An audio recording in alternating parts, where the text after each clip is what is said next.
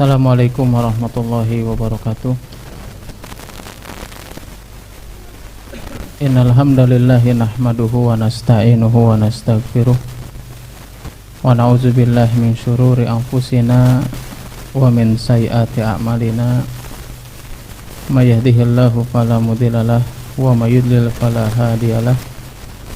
Asyhadu an la ilaha illallah wahdahu la syarikalah wa asyhadu anna Muhammadan abduhu wa rasuluhu alladzi la nabiyya ba'da.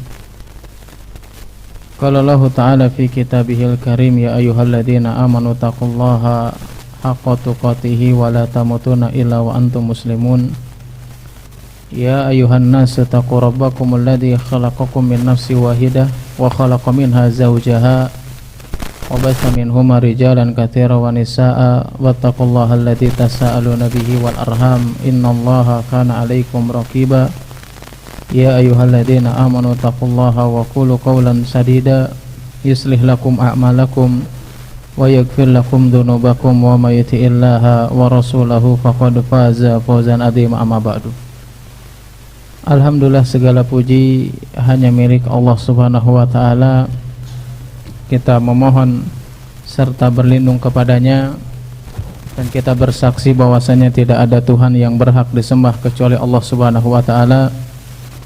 Salawat dan salam tidak lupa senantiasa kita curahkan kepada Nabi kita Nabi Muhammad sallallahu alaihi wasallam beserta keluarganya, sahabatnya, tabi'in, tabi'ut tabi'in, dan kepada para pengikutnya yang senantiasa istiqomah berpegang teguh di atas sunnahnya Nabi Muhammad sallallahu alaihi wasallam hingga akhir zaman.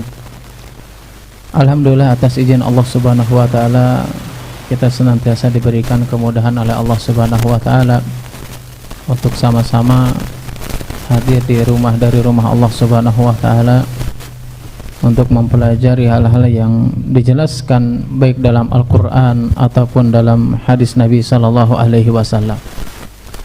Tentu sebagaimana kita ketahui, kurang lebih kita baru 2 minggu mungkin ya meninggalkan Lebaran. Ada 2 minggu Pak? Kurang lebih ya, kurang lebih 2 minggu kita berpisah dengan bulan Ramadan ya. Tapi meskipun kita sudah hampir jauh dan berpisah dengan bulan tersebut ya, jangan sampai semangat ibadah kita juga hilang juga ya. Harus kita senantiasa memiliki semangat dan istiqomah meskipun sudah berpisah dengan bulan Ramadan. Ya, kalau misalkan di bulan Ramadan kita, apa yang menjadikan semangat kita ibadah di bulan Ramadan? Apa kira-kira? Ya pahala, keutamaan. Pahala, keutamaan yang itu tidak kita dapatkan di bulan-bulan yang lainnya. Ya, kecuali adanya di bulan Ramadan. Coba ada enggak hadis, dalil yang menjelaskan kalau selain bulan Ramadan itu pintu surga dibuka selebar-lebarnya? Enggak ada. Ya, pintu neraka ditutup serapat-rapatnya, setan dibelenggu, nggak ada itu kecuali di bulan Ramadan. Nah, karena kita tahu keutamaan tersebut, akhirnya kita memiliki semangat. Allah memberikan kemudahan. Allah memberikan kemudahan untuk melakukan ketaatan. Kenapa? Kodenya karena Allah memberikan isyarat melalui lisan Nabi SAW, itu dibukakan pintu surga, artinya dipermudah untuk melakukan ketaatan. Ketika Nabi mengatakan dipersempit pintu neraka, artinya apa? Peluang untuk bermaksiat itu lebih sedikit di bulan Ramadan daripada bulan yang lainnya. Ketika Nabi mengatakan setan dibelenggu, berarti apa? Peluang besar untuk melakukan berbagai ketaatan kepada Allah ini di bulan Ramadan. Nah, yang jadi pertanyaan kita sekarang, berada di bulan yang itu tidak memiliki keutamaan sebagaimana yang ada di bulan Ramadan. Dan terkadang ketika kita berpisah dengan bulan Ramadan, semangatnya beda. Ya, semangatnya beda, semangat beribadahnya beda. Bahkan sebagian kaum muslimin futur ya, imannya luntur. Nah, bagaimana ketika kita berada di bulan yang itu tidak memiliki keutamaan seperti bulan Ramadan, tapi kita tetap semangat ibadah? Salah satu triknya, tipsnya yang dijelaskan oleh para ulama, jangan pernah meninggalkan ibadah yang biasa kita lakukan di bulan Ramadan. Kalau di bulan Ramadan kita wajib dengan puasanya, kita juga bisa puasa juga. Puasa apa aja? 6 Syawal, 6 hari di bulan Syawal. Sudah pada puasa Pak? Insya Allah apa tuh? Itu kan supaya membiasakan, tidak meninggalkan gitu saja. Kalau di bulan puasa misalkan kita sholat tarawih, sholat malam, kita juga bisa mengerjakannya. Meskipun mungkin ya kalau sholatnya sendiri tidak selama berjamaah ya. Kalau berjamaah 1 jam, kita sholat sendiri bisa setengah jam, bisa 15 menit atau minimal 1 rakaat, jangan sampai kena tinggalkan. Kalau kita meninggalkan begitu saja, ya itulah yang menjadikan kita semakin lemah keimanan kita, semakin lemah semangat kita untuk melakukan ketaatan. Kalau di bulan puasa kita mampu membaca Quran, ya jangan sampai ketika sudah pisah dengan Ramadan udah Qurannya simpan lagi di lemari, dibukanya setahun sekali. Jangan sampai seperti itu. Dan hal yang paling utama supaya bisa menjaga keistiqomahan kita, ya meskipun kita sudah berpisah dengan bulan Ramadan, karena kita ini manusia, tempatnya salah dan lupa, maka hal yang pertama kali yang paling utama yang harus kita lakukan supaya tetap bisa menjaga keistiqomahan baik di Ramadan ataupun ketika berpisah, yaitu adalah ketika hadir di majelis ilmu. Ya kadang karena kita lupa, siapa yang mengingatkan? Ilmu yang mengingatkan, sahabat teman kita yang mengingatkan. Ya jangan sampai setelah Ramadan ini ngajinya jadi jarang ya. Ya kalau nggak bisa setiap hari ya minimal seminggu sekali. Kan ada seminggu sekali di sini ya, setiap minggu ada. Jangan sampai ditinggalkan. Ada salah satu cara untuk mengingatkan kita untuk ngecas iman kita. Ya bukan hanya sekedar hadiri majelis ilmu, tadi juga sama seperti sholat malam itu. Nabi itu mengerjakan sholat malam bukan karena hanya syariat saja, bukan karena hanya rasa syukur saja, tetapi Nabi SAW tidak meninggalkan atau senantiasa mengerjakan sholat malam sebagai cara apa? Untuk mengecas iman. Kenapa? Kita tahu Nabi SAW ketika berdakwah, tidak semuanya orang suka dengan dakwah Nabi SAW. Ketika Rasulullah SAW berdakwah, bertemu dengan berbagai macam orang dengan karakter yang berbeda-beda. Terkadang bertemu dengan orang yang mungkin tidak membuat Nabi itu senang. Salah satunya caranya apa? Sholat malam. Selain ngecas iman, yaitu adalah supaya menjadikan seseorang itu bisa merasakan kemudahan atau dimudahkan oleh Allah Subhanahu wa Ta'ala dalam berbagai kondisi, tetap untuk mengerjakan ketaatan kepada Allah Subhanahu wa Ta'ala. Harus tetap semangat ya. Jangan sampai setelah lebaran karena bahagia jadi lupa nanti. Ya, sholat malam lupa, puasa lupa. Ini puasa Syawal masih ada waktu. Masih ada waktu beberapa hari lagi. Kalau belum ya puasa dulu lah, meskipun sunnah ya, tapi ya memiliki keutamaan yang sangat luar biasa. Tapi kalau punya hutang ya bayar dulu hutangnya. Ya jangan duluin dulu puasa Syawal. Puasa Syawal dulu apa sunnah dulu? Hutang dulu apa Syawal dulu? Tapi Syawal ini terbatas waktunya, gimana kalau gitu? Syawal dulu ya, karena dalilnya Syawal dulu. Kan dalilnya jelas, barang siapa yang berpuasa di bulan Ramadan. Ya, kemudian dilanjutkan dengan puasa 6 hari. Ini kalimatnya di situ terjemahannya apa? Barang siapa yang berpuasa di bulan Ramadan. Artinya kalau ada orang yang punya hutang yang dia belum dibayar, berarti dia termasuk orang yang belum berpuasa di bulan Ramadan. Berarti harus apa dulu? Bayar hutang apa? Syawal. Hutang dulu yang didahulukan. Kalau kita nggak bayar utang, ya kita tidak termasuk orang yang puasa di bulan Ramadan. Hutangnya belum dibayar kok. Ya, bayar dulu hutangnya. Kalau ada orang yang maksa, udah terbatas, udah wes sama Syawal dulu, Syawal dulu baru hutang. Kira-kira dapat pahala nggak? Ya, dapat pahala puasanya, tetapi tidak mendapatkan keutamaan puasa 1 tahun. Ya, hutang dulu bayar. Ada yang punya hutang nggak? Hutang puasa maksudnya, bukan hutang harta ya.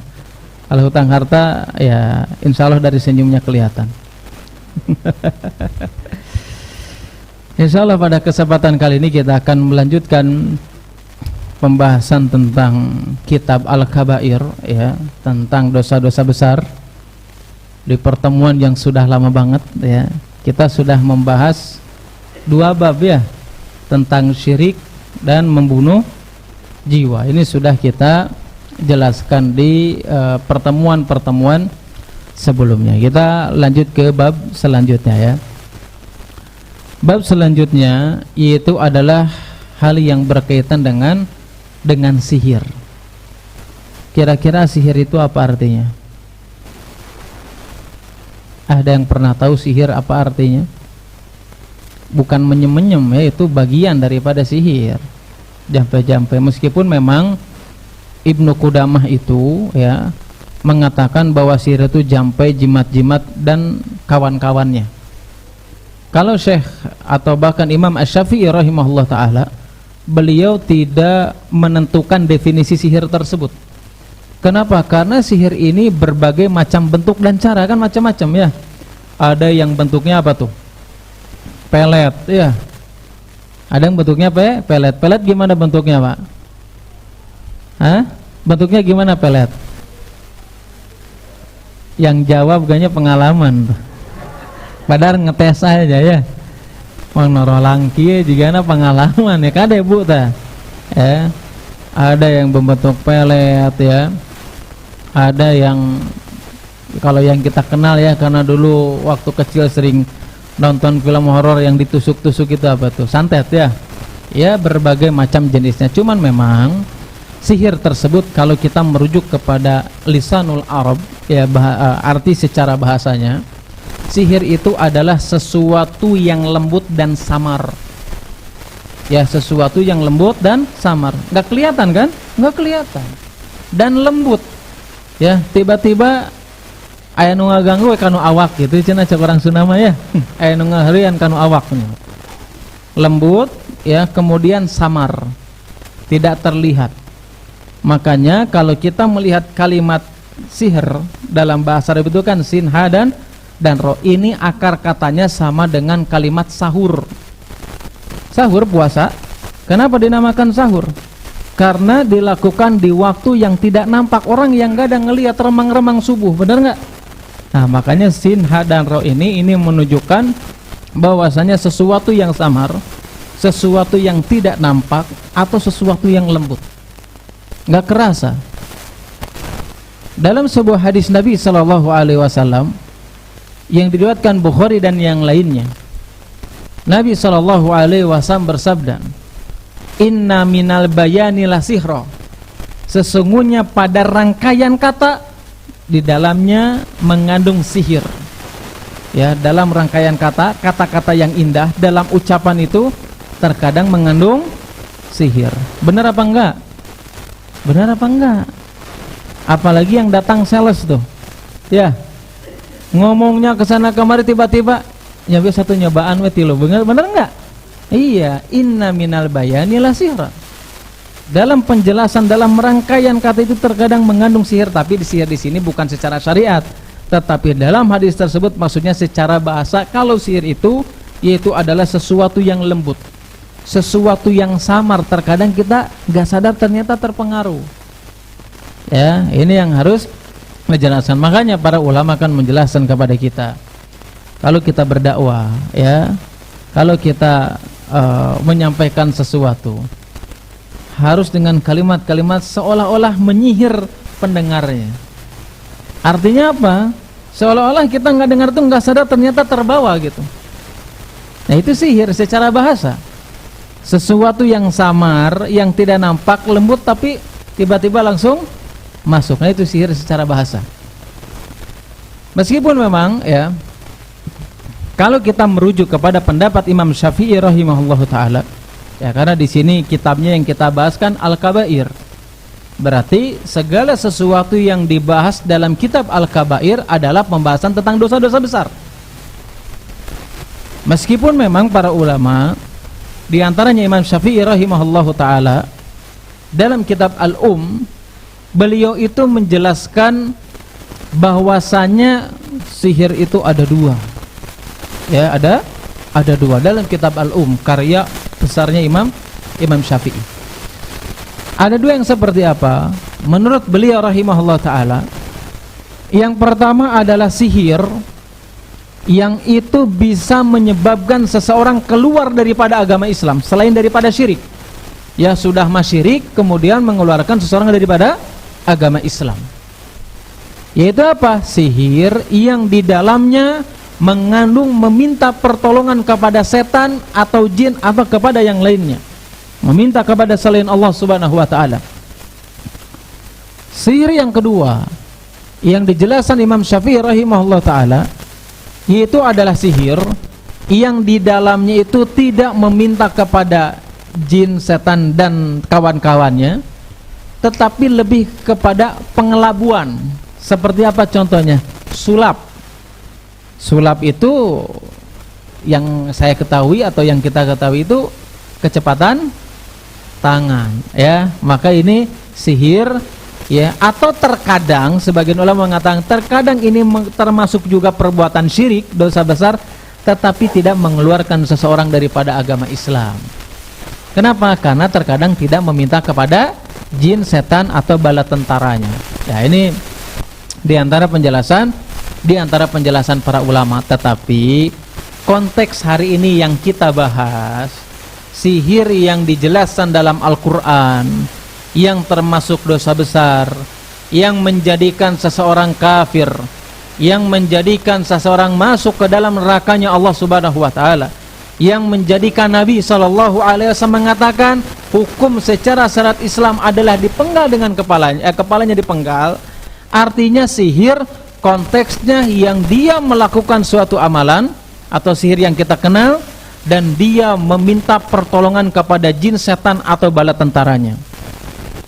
Ya, ini bukan hal biasa sihir ini. Ya, jangan pernah dianggap enteng. Cuman yang jadi masalah itu sekarang itu kayaknya sudah menjadi hal yang biasa. Harusnya ya, kalau sedikit boleh masukan ya, kita sebagai aparat pemerintahan harusnya bisa mencegah hal ini bisa terjadi. Kenapa demikian? Ini ya merusak akidah, ya merusak segalanya.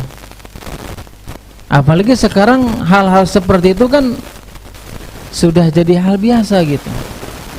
Kalau dulu mungkin dulu ya, saya ingat dulu waktu kecil ya, itu dibawa sama ya teman-teman se-RT saya gitu, teman-teman di kampung yang udah gede-gede gitu.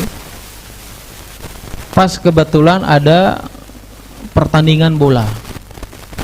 Pertandingan bola saya masih ingat, di seberangnya pabrik papirus. Maaf ya, pabrik kondom dulu di situ kan ada tuh, rame terus itu. Dari Banjaran, dari Sak 2, dari Cuda, wah rame lah pokoknya. Saya pernah diajak itu. Sebelum main bola dijampe heula sukuna ya. Pakai air dulu. Alhamdulillah pas nyaksikan anggar we eleh gitu ya. Anggar eleh ya. Ternyata enggak manjur juga. Itu dulu ya, saya masih ingat. Saya juga dulu mah belum paham, masih kecil, di bawah itu sembunyi-sembunyi. Apa namanya, takut ketahuan keluarga gitu ya, takut ketahuan tetangga, malu sama orang lain. Tapi beda dengan zaman sekarang. Sekarang urusan perdukunan, urusan sihir itu sudah menjadi hal biasa. Buktinya apa? Di media sosial aja banyak yang iklan. Ya, banyak yang iklan. Dulu saja saya pernah menjelaskan, kan dulu waktu HP belum menjadi Android ya, baru HP-nya apa disebutnya teh? Cenetnet, pokoknya mah itulah ya. Itu kalau iklan hal yang berbau dukun, persihiran itu jam berapa biasanya? Itu jam 9 ke atas. Ya. Jam 9 ke atas, makanya di TV iklan tuh, Anda enggak cocok kerja di air. Wah. Ketik reg spasi bla bla bla bla. Itu iklannya malam-malam itu. Tapi sekarang sudah hal yang biasa. Bahkan jual jimat pun, coba cek tuh di marketplace, ada jual jimat. Pesugihan dan yang lainnya. Akhirnya apa, saya pernah baca di Instagram gitu, iklan tentang jimat. Si jimatnya itu nggak tahu lah, bisa jadi kaya apa disebutnya, pesugihan apa yang lainnya ya. Di situ dijual BU, butuh uang. Wah, jimat pesugihan. Di komen ada yang komen, Pak, kalau ini misalkan bisa jadi kaya, kenapa Bapak jual gitu ya. Sesuatu hal yang nggak masuk logika. Ini yang menunjukkan sekarang itu sudah menjadi kayaknya hal biasa. Mereka nggak sadar perbuatan sihir yang dilakukan oleh seseorang adalah hal yang bisa menjadikan seseorang keluar daripada agama Islam. Kalau kita merujuk kepada hadis-hadis Nabi Shallallahu Alaihi Wasallam, ini hukum Islam ya, tapi nggak boleh kita lakukan kecuali diserahkan kepada pemerintah yang sah. Ya, karena kita tahu hadis Nabi dalam riwayat Tirmidzi dijelaskan, Nabi itu memerintahkan memenggal kepala penyihir perdukunan. Nabi yang memerintahkannya. Tapi bukan berarti kita tahu hadis itu ada yang disangka langsung disikat. Enggak, serahkan kepada pemerintah, nggak boleh ya. Bahkan dalam riwayat lain, Umar bin Khattab, meskipun hadis ini diperselisihkan antara kelemahan dan kesohihannya, Umar bin Khattab itu ketika di akhir jabatan sebagai khalifah, beliau itu mengirimkan beberapa surat kepada siapa? Kepada para gubernur di bawah pemimpinannya. Apa itu? Yaitu memerintahkan untuk apa? Untuk menghukum siapapun mereka yang termasuk baik penyihir ataupun mereka yang termasuk para dukun, alias siapa itu? Alias apa? Orang pintar apa bodoh, Pak? Orang bodoh ya. Ya, orang pintar karena yang datangnya bodoh ya. Nah, di sini kita jelaskan dari mana sisi pendalilan yang menjelaskan bahwasanya sihir adalah bukan hanya termasuk dosa besar, tetapi perbuatan kekufuran yang bisa mengeluarkan seseorang daripada agama Islam. Ya, inilah Islam. Ya, kita berbicara suatu permasalahan, kita juga jelaskan dalilnya. Ya, itulah agama sesungguhnya. Agama yang sesungguhnya itu menjelaskan permasalahan kemudian dalilnya. Tidak menjelaskan semua permasalahan tapi tidak menggunakan dalil. Ya, apalagi hanya dikira-kira. Apalagi hanya dongeng-dongeng belaka. Syariat nggak seperti itu. Syariat menjelaskan sesuatu yang benar, yang dijelaskan dalam Al-Quran dan Sunnah Nabi Sallallahu Alaihi Wasallam. Salah satu firman Allah Subhanahu Wa Taala yang menjelaskan tentang hukuman atau yang menjelaskan tentang kekufuran orang yang melakukan sihir atau praktek sihir atau mempelajari ilmu tersebut, termasuk daripada kekufuran yang bisa mengeluarkan seseorang daripada agama Islam. Salah satunya firman Allah yang sangat masyhur dalam surat Al-Baqarah ayat 102. Di situ kan dijelaskan, wattaba'u ma tatlu syayatinu ala mulki Sulaiman wa ma kafaru Sulaimanu walakinna syayatina kafaru. Di situ dijelaskan bahwasanya Sulaiman alaihissalam dia bukan termasuk orang kufur atau orang kafir sebagaimana yang dituduhkan oleh orang-orang Yahudi, walakinna syayatina kafaru yu'allimuna nasihra. Tetapi siapa yang kufur? Adalah yang kufur itu adalah para setan yang mereka mengajarkan sihir kepada manusia. Di sini konteksnya apa? Mengajarkan, mempelajari saja. Kalau mempelajari dan mengajarkan itu adalah termasuk kekufuran, bagaimana dengan seseorang yang mempraktekannya, maka itu lebih kufur lagi. Ini dalil yang pertama. Kalau sihir itu bisa menjadikan seseorang keluar daripada agama Islam. Bagaimana? Kenapa Imam Az-Zahabi ini yang pertama kali menggunakan atau sebagai dalil ayat tersebut ini ingin menjelaskan kepada kita kenapa sihir ini adalah bukan hanya sekedar kesyirikan tapi kepada kekufuran juga. Karena tidaklah seseorang itu melakukan praktek sihir kecuali dia meminta kepada selain Allah Subhanahu wa taala. Dan ketika dia meminta kepada jin, kepada setan, jin dan setan itu mereka itu tidak memberikan cuma-cuma. Kalau bahasa gaulnya apa? Tidak ada makan siang gratis, nggak ada. Setan iblis nggak mau memberikan gitu saja, kecuali memperbudak orang yang memintanya untuk menyembahnya, kecuali memerintahkan kepada orang yang mempelajarinya mereka untuk melakukan sesuatu yang mengandung kesyirikan kepada Allah Subhanahu wa taala. Ya, banyak misalkan apa? Syaratnya kan banyak ya, orang pengen sihir itu apa biasanya? Nyembelih ayam hitam teh apa ayam apa? Ya ayam hitam lah pokoknya. Ya, harus di sembelih ayam anu hari dan sebagainya. Saya pernah diceritakan ya, sama guru saya, ustadz saya, ya, Abu Khalil hafizahullah taala, dulu ketika masih di pesantren dulu di Jogja. Beliau tuh menjelaskan ada salah seorang ikhwah, saya lupa di Jawa Timur apa di Jawa Tengah, ya. Jadi si ikhwah ini itu dari kecil sama bapaknya dilarang untuk memasuki salah satu ruangan di rumahnya, dan dia nggak berani karena bapaknya yang melarang. Kemudian ya si ikhwah ini sudah beranjak dewasa, ternyata atas izin Allah ikhwah ini keterima kuliah di Jamiah Islamiyah Madinah. Sudah tahu tentang dalil, tentang ilmu agama, dia pulang ke kampungnya.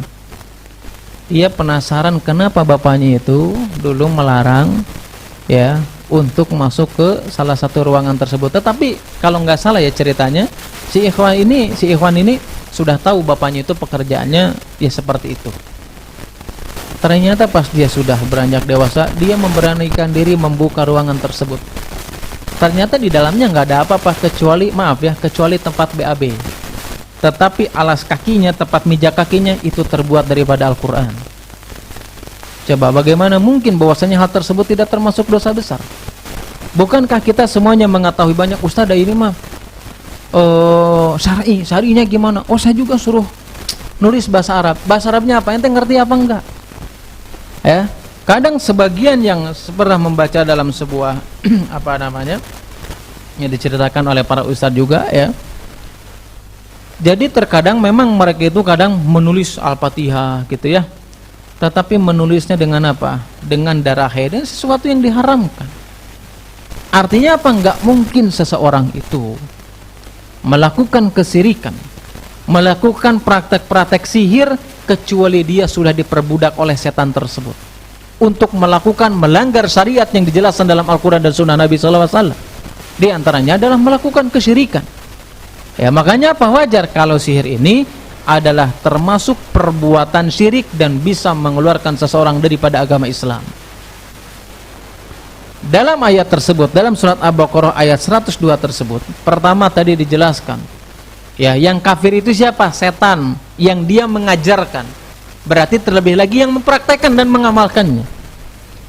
Yang kedua, di ayat setelahnya, ayat 103, di situ dijelaskan apa? Walau annahum amanu wattaqau. Ketika sudah menjelaskan tentang sihir, ayat selanjutnya ayat 103 Allah mengatakan kalau seandainya mereka beriman.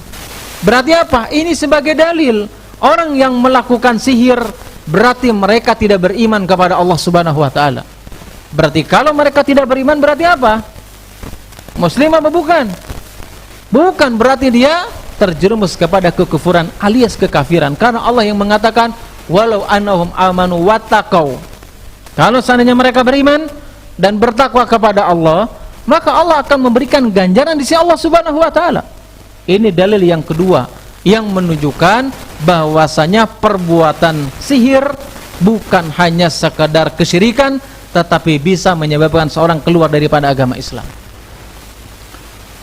Dalil yang lainnya yang dijelaskan dalam ayat tersebut ya, bahwasannya ketika dalam surat Al-Baqarah ya, kan di sini setan ini mengajarkan sihir kepada manusia. Dan setan ini ya tidaklah mengajarkan sihir kepada mereka kecuali mengatakan apa? Hatta yaqula innama nahnu fitnatun fala takfur. Malaikat yang diutus ya, yang diutus di wa ma unzila alal malakaini bi babila Harut wa Marut. Harut dan Marut ini adalah dua malaikat utusan Allah Subhanahu wa taala. Ketika mereka diminta untuk mengajarkan sihir, mereka mengatakan apa? Innama nahnu fitnah. Aku ini adalah ujian bagi kalian. Ya, ketika mengajarkan itu ujian, ente mau tetap belajar atau meninggalkannya? Kalau ente tetap mengerjakannya dan meninggalkannya, maka malaikat tersebut mengatakan apa? Fala takfur, ente kalau mengikuti, bahkan kami ini adalah sebagai ujian, Jangan sampai kalian menjadi kafir alias kufur. Kapan? Ketika engkau mempelajarinya. Ini dalil yang ketiga menunjukkan bahwasanya sihir adalah perbuatan yang bisa menjadikan seseorang keluar daripada agama Islam. Dalil yang keempat yang menjelaskan bahwasannya ya, sihir termasuk dosa besar, bahkan bisa mengeluarkan seseorang daripada agama Islam. Kita tahu dalam surat Yunus, kalau nggak salah ayat ke-77, di situ Allah Subhanahu wa ta'ala mengatakan apa? La yuflihus sahirun. Orang yang melakukan sihir mereka tidak akan falah. Falah itu apa? Beruntung. Dalam surat Toha ayat 96 atau 97 atau 98, di situ dijelaskan juga la yuflihu sahiru haitsu ata. Dan orang yang melakukan sihir mereka tidak akan dimenangkan dari jalur manapun. Mereka tidak akan mendapatkan keberuntungan. Ada faidah yang bisa kita ambil. Para ulama ahli tafsir, ya ulama ahli tafsir itu mereka menjelaskan kalau ada setiap ayat, ya kalau ada setiap ayat yang menjelaskan ayat tersebut menghilangkan keberuntungan dari seseorang, maka menunjukkan orang tersebut termasuk kepada orang-orang kafir. Tadi dalam surat Yunus ayat 77 apa? La yuflihus sahirun. Orang yang atau pelaku sihir ini mereka tidak akan mendapatkan keberuntungan. Dalam surat Toha juga tadi dikatakan orang yang melakukan sihir tidak akan mendapatkan keberuntungan dari berbagai sisi.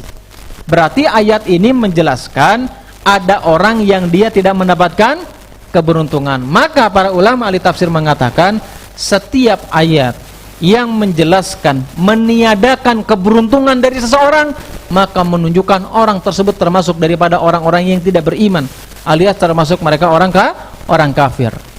Dari mana ahli tafsir mengatakan demikian? Salah satunya dikuatkan dalam surat Al-Mu'minun ayat 117. Di situ Allah Subhanahu wa ta'ala menegaskan, "Wa ma yad'u ma'allahi ilahan akhar la burhana lahu bihi fa inna ma hisabu inda rabbih innahu la yuflihul kafirun." Kata Allah mengatakan apa? "Wa ma yad'u ma'allahi ilahan akhar." Barang siapa yang dia meminta memohon kepada selain Allah, la burhana lahu bihi, mereka itu tidak punya dalil sedikit pun. Siapapun yang berdoa, beribadah, bersujud, tawaf kepada selain Allah, mereka tidak punya dalil sedikit pun. Tunjukkan dalilnya, enggak ada. Orang yang melakukan kesyirikan, mereka enggak punya dalil sedikit pun, enggak ada dalilnya. Kemudian apa kata Allah Subhanahu wa ta'ala? Fa inna ma hisabu inda rabbih. Tetapi perhitungannya nanti di sisi Allah Subhanahu wa ta'ala. Innahu la yuflihul kafirun. Mereka tidak mendapatkan keberuntungan. Kenapa? Karena mereka termasuk orang-orang kafir. Dan orang yang melakukan sihir, mereka meminta kepada selain Allah apa enggak? Meminta kepada selain Allah. Meminta kepada selain Allah enggak, tidak ada dalilnya. Dan mereka termasuk orang yang tidak beruntung, karena mereka termasuk orang yang kufur alias keluar daripada agama Islam. Ini syariat yang menjelaskannya, ya. Jangan sampai nanti pas sudah kajian, nah ustadznya nukamarima mengkafir-kafirkan, bukan. Tetapi perbuatan tersebut termasuk kekufuran, kesyirikan yang mengandung kekufuran yang dijelaskan dalam Al-Quran dan Sunnah Nabi SAW. Bahkan dalam surat Al-An'am ayat 21 pun sama dijelaskan. Waman adlamu mimman iftara 'alallahi kadiban aw kadzdzaba bi ayati.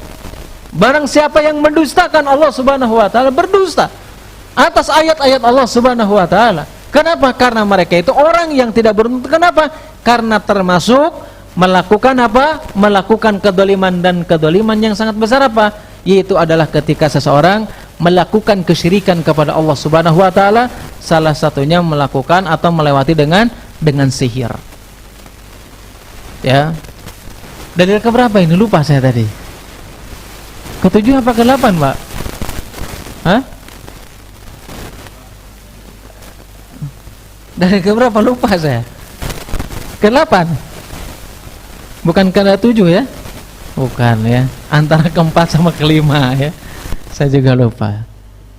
Kemudian dalil yang lainnya yang menjelaskan bahwasanya sihir termasuk dosa besar dan menjadikan seseorang keluar daripada agama Islam, dalam surat An-Nisa ayat 51 di situ dijelaskan, wa yu'minuna bil jibti wat taugut, mereka beriman, mereka dekat dengan siapa? Dengan jibti. Jibti itu artinya apa? Ditafsirkan oleh Umar bin Khattab radhiyallahu ta'ala anhu adalah perbuatan sihir. Dalam ayat tersebut 51 dan 52 itu dijelaskan di ayat terakhirnya bahwasanya Allah melaknat mereka. Ciri seseorang yang melakukan dosa besar yaitu adalah ketika Allah melaknat pelakunya. Ya udah, nggak mendapatkan lagi kasih sayang dari Allah Subhanahu wa taala. Bahkan dalam surat Al-Baqarah yang tadi kita jelaskan, ya berarti dalil yang ke-6, ya. An-Nisa dalil yang ke-5.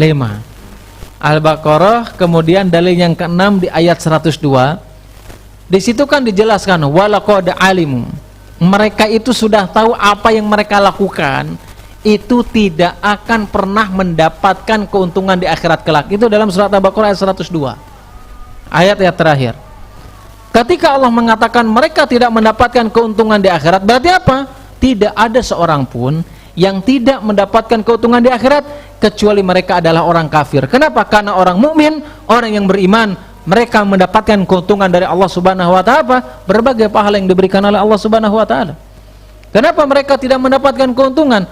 Karena mereka melakukan sihir, yang mereka mengikuti apapun yang diperintahkan oleh setan atau jin yang selama ini dia meminta pertolongan kepada mereka. Ya, bahkan mereka apa? Bahkan mereka mengikuti apa yang dibacakan oleh mereka. Ini yang menjadikan mereka kufur, bahkan bisa keluar daripada agama Islam. Jelas Pak? Jelas, dalilnya jelas ya. Jadi kalau sihir itu terserah ya, itu mau pelet kek, mau penglaris kek, mau apapun itu adalah termasuk kesyirikan, dosa besar yang bisa mengeluarkan seseorang daripada agama Islam.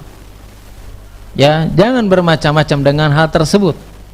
Ya, kadang saya pernah, udah masuk belum Pak? Sedikit aja ya. Saya pernah dulu punya jamaah saya ini asli ini. Beliau memang usahanya lagi naik-naiknya tuh, tapi baru ngaji. Lagi naik-naiknya, pengen lebih naik lagi. Dia datang ke rumah saya.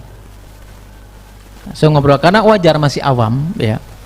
Ustadz katanya, saya itu dinasihatin sama fulan. Ya, Ustadz yang dulu dia ngaji sebelumnya. Gimana? Saya dinasihatin katanya, lamun hayang alus usaha cenah, pokoknya mah malam Jumat ke daerah sana, pokoknya ada lah ya daerah sana, daerah yang terkenal di Kabupaten Bandung ini. Saya bilang, oh gitu, emang dia udah pernah ngalamin? Oh dia mah rutin, saya bilang. Kata dia rutin, setiap malam Jumat pasti ke sana.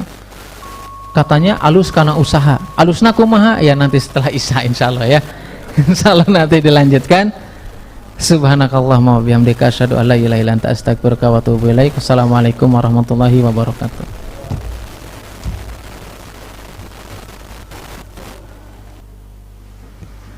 Assalamualaikum warahmatullahi wabarakatuh. Tadi sudah kita jelaskan ya tentang beberapa dalil dari Al-Quran yang menjelaskan kepada kita semuanya bahwasanya sihir ini bukan hanya termasuk dosa besar ya, tetapi bisa menjadikan seseorang keluar daripada agama Islam. Ya, tadi sudah kita jelaskan ada berapa dalil tadi? Ada 6. Salah satunya surat Al-Baqarah ayat 102 ya, yang dinukilkan atau dituliskan oleh Syekh Az-Zahabi rahimahullah taala dalam kitab Al-Kabair. Begitu juga ada surat An-Nisa ayat 51 ya. Kemudian surat Yunus 97 dan ayat-ayat yang lainnya sudah kita tadi jelaskan. Sampai di mana tadi Pak? Malam Jumat aluskan usaha teh apa tadi Pak? Penasaran jika nu pada dilakonan ngoyan. Yang gak ada yang spesial, yang jelas ketika itu ya orang tersebut datang ke rumah itu, ya Ustadz gitu katanya, kata si fulan, ya si fulannya itu Ustadz juga, Ustadznya dia dulu. Itu karena lamun hayang alus usaha mah ya ke tempat itu gitu ya. Salah satu tempat yang kita kenal di daerah Kabupaten Bandung ya. Eta mah cenah lamun kadinya malam Jumat mah alus kana usaha. Terus saya nanya gitu ya. Kalau misalkan eta alus kana usaha, bukan sama menghina ya, ini sebagai dalil secara logika untuk menghindarkan seorang dari perbuatan tersebut. Saya langsung nanya, kalau misalkan alus kana usaha, nah tuh si eta usahana teu maju-maju kan begitu. Ya, saya jelaskan seperti itu. Kalau misalkan maju, ya harusnya dia lebih kaya daripada ente, saya bilang. Ente lebih kaya dari dia. Masa percaya sama orang kayak gitu? Ya, nah hal-hal seperti itu kan, ya tadi Demokadimah tadi ini hal-hal yang menjadi sesuatu hal yang sudah lumrah. Kenapa? Karena kurangnya mengetahui tentang hal tersebut. Kurangnya seseorang mempelajari akidah, kurangnya mempelajari seseorang tentang hal yang berhubungan dengan kesyirikan yang membinasakan. Bahkan Imam Bukhari rahimahullah ta'ala, beliau menjelaskan di antara dosa yang bisa membinasakan seseorang yaitu adalah kesyirikan dan sihir. Dijelaskan dalam kitab Fathul Bari oleh Ibnu Hajar Asqalani rahimahullah ta'ala, beliau mengatakan kenapa Nabi SAW dalam sebuah hadis yang diriwayatkan Bukhari dan Muslim, bahwasanya Nabi SAW bersabda, ijtanibu sab'al mubiqat fadzakara minha asyirku wa sihr. Ya, diantaranya adalah syirik, ya, sihir, wa qatlun nafsi, ya, bighairil haqq, ya, illa wa qatlun nafsi ma haramallah illa bil haqq. Dalam 7 golongan yang dijelaskan Nabi SAW, yang termasuk dosa besar adalah syirik, sihir, membunuh jiwa, sudah kita jelaskan di pertemuan sebelumnya. Kemudian apa? Wa aklu malil yatim, memakan harta anak yatim. Wa aklu riba, memakan harta dari hal yang mengandung riba. Ya, kemudian apa lagi? Wa tawalli minaz zahfi, orang kabur dari peperangan, yang keenam. Yang ketujuh yaitu adalah wa qadful muhsanatil ghafilatis shalihat, yaitu adalah menuduh orang yang solehah, perempuan solehah, melakukan zina. Dalam 7 golongan ini atau 7 yang termasuk dosa besar, yang pertama disebutkan adalah syirik, kemudian sihir, ya kan? Kenapa di sini dijelaskan terpisah antara syirik dengan sihir? Padahal kan sihir itu termasuk daripada kesyirikan. Kenapa dipisahkan? Ini dikomentari atau dijelaskan dalam kitab Fathul Bari oleh Ibnu Hajar Al-Asqalani rahimahullah ta'ala. Kenapa Nabi SAW setelah menjelaskan kesyirikan atau memisahkan antara kesyirikan dengan sihir, ini menunjukkan bahwasanya dosa syirik dan sihir adalah 2 dosa yang itu betul-betul dampak dosanya lebih besar daripada yang lainnya. Makanya dijelaskan terpisah untuk menegaskan, untuk meyakinkan. Bahkan Nabi sendiri menjelaskan apa? Setelah menjelaskan syirik secara umum, kemudian menjelaskan sihir secara khusus. Kenapa enggak digabungkan saja? Dan banyak hadis-hadis atau ayat-ayat yang menjelaskan suatu amalan setelah dijelaskan secara umum, kemudian dijelaskan secara khusus untuk menekankan bahwa hal tersebut adalah sangat penting, atau kalaupun itu termasuk dosa, adalah dosa yang sangat membinasakan. Ya, ini hadis daripada atau dalil daripada hadis Nabi SAW. Yang jadi pertanyaan, sihir itu ada apa enggak? Ada apa enggak? Hah? Sihir ayat tuh ada? Ada, berarti kita memahaminya sesuai dengan akidah Ahlussunnah wal Jamaah. Kalau menurut pemahaman Mu'tazilah, kelompok Mu'tazilah, mereka itu meyakini kalau sihir itu enggak ada hakikatnya. Bahkan mereka itu menghukumi kufur orang yang mempercayai adanya sihir. Tetapi akidah Ahlussunnah wal Jamaah meyakini sihir itu ada. Secara hakikat ada dan secara dampak juga ada. Dari mana kita tahu? Allah yang menjelaskan tadi dalam surat Al-Baqarah ayat 102. Apa yang minta diajarkan kepada malaikat ujian tadi? Yaitu apa? Yu'allimuna minha ma yufarriqul bainal mar'i wa zawji, yaitu meminta diajarkan sihir untuk memisahkan antara pasangan suami istri. Berdampak apa enggak?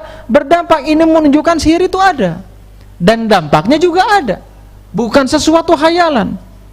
Tetapi memang meskipun akidah Ahlussunnah wal Jamaah meyakini sihir itu ada, tetapi akidah Ahlussunnah wal Jamaah meyakini bahwasanya apapun yang terjadi, ya, yang dilakukan oleh tukang sihir itu semuanya atas kehendak Allah Subhanahu wa taala. Dari mana kita tahu? Sama dalam surat Al-Baqarah ayat 102. Wa ma bidarrina bihi min ahadin illa biidnillah. Tidak akan terjadi madorot sedikit pun dari sihir yang dilakukan oleh seseorang illa biidnillah, kecuali atas izin Allah Subhanahu wa taala. Ya, meskipun memang mereka meyakini enggak ada secara hakikat. Ya, enggak ada secara realnya. Ada jelas. Kalau ada dampak berarti sesuatu itu ada. Makanya dalam hadis Bukhari dan Muslim, Nabi SAW menjelaskan apa?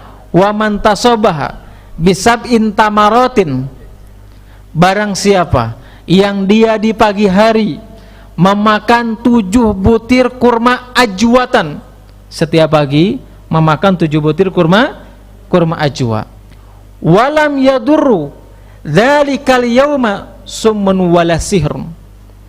Kalau ada orang setiap pagi memakan 7 kurma, maka itu tidak akan berpengaruh, tidak akan berdampak yang namanya racun dan sihir. Kenapa Nabi mengatakan demikian? Berarti sihir itu ada. Buktinya apa? Karena berdampak, makanya Nabi memerintahkan itu. Bahkan Nabi SAW, Rasulullah SAW, manusia pilihan Allah Subhanahu wa taala, beliau pun sama pernah terkena sihir. Ya, tahu kisah itu ya? Siapa yang menyihirnya? Yang menyihirnya siapa? Yang bisa jawab alus karena usaha ya. Ya. Ya.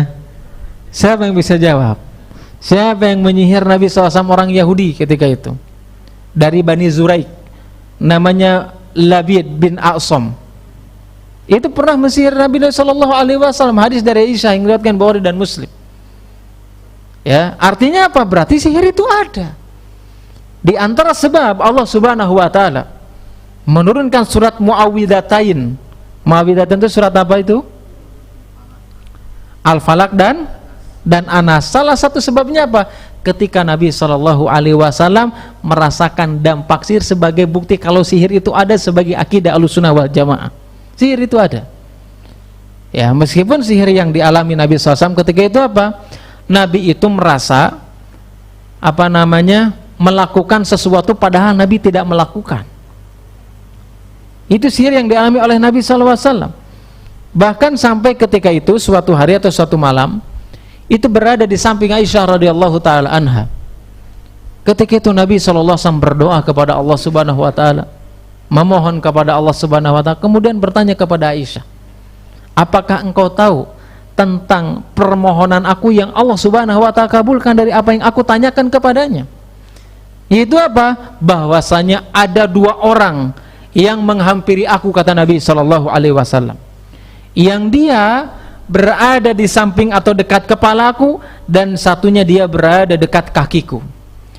Kemudian 2 orang tersebut saling bertanya, sakit apa orang ini? Yaitu menanyakan tentang Nabi SAW. Maka salah satu orang yang di antara orang tersebut atau 2 orang tersebut, mereka mengatakan dia kena sihir. Kemudian salah satu mereka bertanya lagi, siapa yang melakukannya? Itu adalah Labid bin A'sam, ya, orang Yahudi tadi. Kemudian apa yang dilakukan oleh dia? Dengan cara sihir apa mereka melakukan kepada orang tersebut? Yaitu apa? Dari rontokan rambutnya Rasulullah SAW. Kemudian ditanya lagi oleh 2 orang yang tadi, ya. Kemudian di mana itu dilakukan? Itu dilakukan di salah satu sumur, kalau nggak salah namanya sumurnya itu adalah sumur Zawar. Kemudian apa? Nabi SAW datang bersama para sahabatnya ke sumur tersebut. Ketika sudah sampai datang ke sumur tersebut, ya, kemudian balik lagi menceritakan kepada Aisyah, tidaklah aku menyaksikan sumur tersebut kecuali di dalamnya ada air yang itu berwarna merah seolah-olah perasan daripada henna atau pacar. Dan tidaklah aku menyaksikan di samping sumur tersebut kecuali ada pohon kurma yang di atasnya seperti seolah-olah kepala setan. Kemudian Aisyah bertanya, apakah engkau tidak meminta untuk menghancurkannya? Maka Nabi SAW mengatakan, Allah Subhanahu wa ta'ala sudah menyembuhkanku, tetapi aku khawatir umat nanti terkena dengan apa yang dialami oleh Nabi SAW. Akhirnya apa? Nabi SAW menutup sumur tersebut. Supaya apa? Supaya tidak terjadi. Ini sebagai bukti dalil kalau sihir, akidah Ahlussunnah wal Jamaah meyakini itu ada, tetapi itu terjadi semuanya atas izin Allah Subhanahu wa ta'ala. Meskipun sebagian kelompok kaum muslimin, ya, mereka menolak hadis ini. Menolaknya apa? Ini kan Nabi masa kena sihir. Nanti kalau Nabi kena sihir, ini akan berdampak dengan wahyu. Tidak sedikit pun berdampak dengan wahyu Nabi SAW. Karena sihir tersebut hanya berpengaruh kepada Nabi SAW, ya, sesuatu hal yang seolah-olah Nabi melakukannya padahal Nabi tidak berdampak dengan wahyu. Sebagaimana ketika Musa alaihissalam, ya, ketika itu pernah tersihir apa enggak? Pernah, ya. Makanya ada kisahnya dalam salah satu firman Allah Subhanahu wa ta'ala dalam surat Thaha ataupun ayat yang lainnya menjelaskan tentang Nabi Musa ketika itu terkena sihir. Jadi melihat tongkat atau tali-tali itu seolah-olah berjalan cepat. Apakah ketika Nabi Musa terkena sihir Allah menghentikan wahyu? Enggak, tetap memberikan wahyu. Kenapa? Karena tidak berpengaruh. Ya, ini sebagai dalil bahwasanya sihir itu ada, ya. Meskipun memang orang-orang Mu'tazilah meyakini kalau sihir itu enggak ada sebetulnya. Dan ini apa namanya? Keyakinan yang sangat benar yang dijelaskan dalam Al-Quran dan Sunnah Nabi SAW. Terkadang mereka itu mengatakan begini, kalau seandainya sihir itu benar secara hakiki ada, lah terus bedanya apa, ya, antara Nabi, Rasul dengan dukun gitu atau tukang sihir? Kenapa? Karena mereka sama-sama bisa melakukan sesuatu hal di luar kemampuan manusia. Gimana coba jawabnya? Gimana coba jawabnya? Orang Mu'tazilah mengatakan demikian. Kalau seandainya benar ya sihir itu ada, terus bedanya apa Nabi sama dukun? Karena mereka sama-sama terkadang melakukan hal di luar nalar. Tetapi para ulama menjelaskan betul, ya, para dukun, tukang sihir mereka melakukan suatu amalan yang terkadang orang lain tidak bisa melakukannya, tetapi beda dengan mukjizat Nabi SAW. Artinya apa? Mukjizat yang dimiliki oleh para nabi dan rasul, ya, betul itu sesuatu hal bisa dikatakan di luar nalar atau orang lain itu tidak bisa melakukannya. Itu levelnya lebih tinggi daripada para dukun dan paranormal. Kenapa? Kita tahu mukjizatnya Nabi SAW. Mukjizatnya para nabi dan rasul diutus Allah Subhanahu wa ta'ala. Mereka bisa membelah lautan, mereka bisa membelah rembulan, mereka bisa mengeluarkan unta bunting dari batu. Apakah ini bisa dilakukan oleh dukun? Enggak mungkin bisa. Kenapa? Karena ini sebagai mukjizat yang membedakan antara nabi, rasul dengan para dukun alias tukang sihir. Yang jadi pertanyaan yang terakhir, apakah boleh kita melakukan pengobatan dengan itu? Boleh atau tidak? Menghilangkan sihir dengan sihir boleh apa enggak? Banyak loh sekarang itu seolah-olah ruqyah syariah padahal sihir. Kenapa banyak orang tertipu? Karena sama-sama pakai sorban, ya, sama-sama pakai peci putih, itu sama hitam, ya, yang putih, Pak, ya, sama-sama pakai jubah juga, ya, syar'i padahal tidak syar'i. Boleh enggak kita melakukan sihir, menghilangkan sihir dengan sihir? Boleh apa enggak? Boleh apa enggak? Tidak bolehnya kenapa? para ulama itu ada yang mengatakan membolehkan, tapi dengan syarat. Syaratnya apa? Kalau seandainya di dunia ini sudah nggak ada obat lagi, kecuali dengan itu, maka boleh dilakukan. Mungkin apa nggak ada obat? Nggak mungkin. Sampai kapanpun sihir itu obatnya apa? Al-Quran. Doa-doa dari Al-Quran, dari hadis-hadis Nabi SAW, yang itu sampai kapanpun ada. Ya makanya para ulama tidak membolehkan. Kalau boleh sok aja, cari aja. Kalau misalkan nggak ada obat lagi, baru silakan. Nah itu sesuatu hal yang tidak mungkin. Yang kedua, ya kalaupun boleh, syarat yang kedua apa? Harus kita bisa memastikan apakah mungkin dengan sihir tersebut bisa sembuh.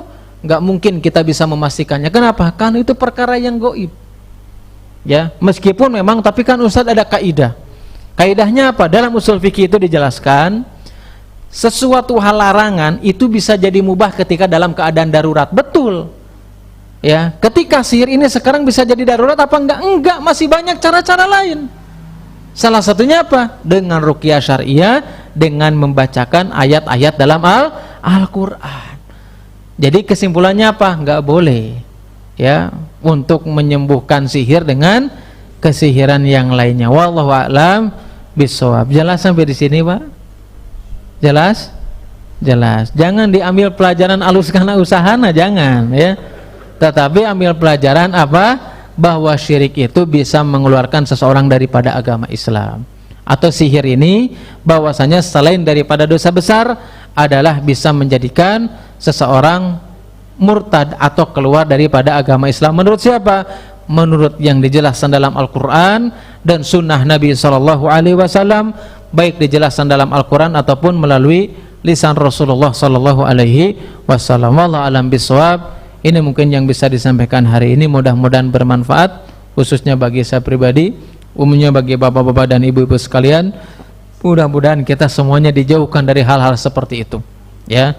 Bagi siapapun yang sekarang masih melakukan hal tersebut, maka segera bertobat kepada Allah Subhanahu wa taala.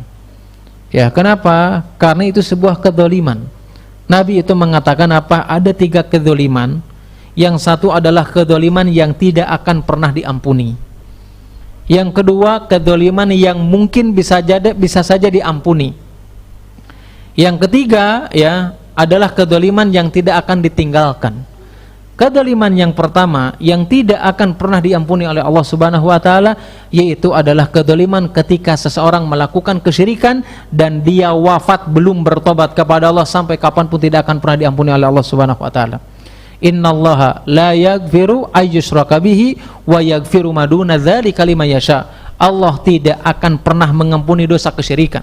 Orang yang meninggal, yang wafat di atas kesyirikan belum sempat bertobat, maka Allah tidak akan mengampuninya kecuali dia bertobat kepada Allah Subhanahu wa taala. Ya, karena sihir, ya jimat dan yang lainnya ini termasuk daripada perbuatan kesyirikan kepada Allah Subhanahu wa taala. Wallahu a'lam bishawab. Subhanakallahumma wa bihamdika asyhadu an la ilaha illa anta astaghfiruka wa atubu ilaik. Wassalamualaikum warahmatullahi wabarakatuh.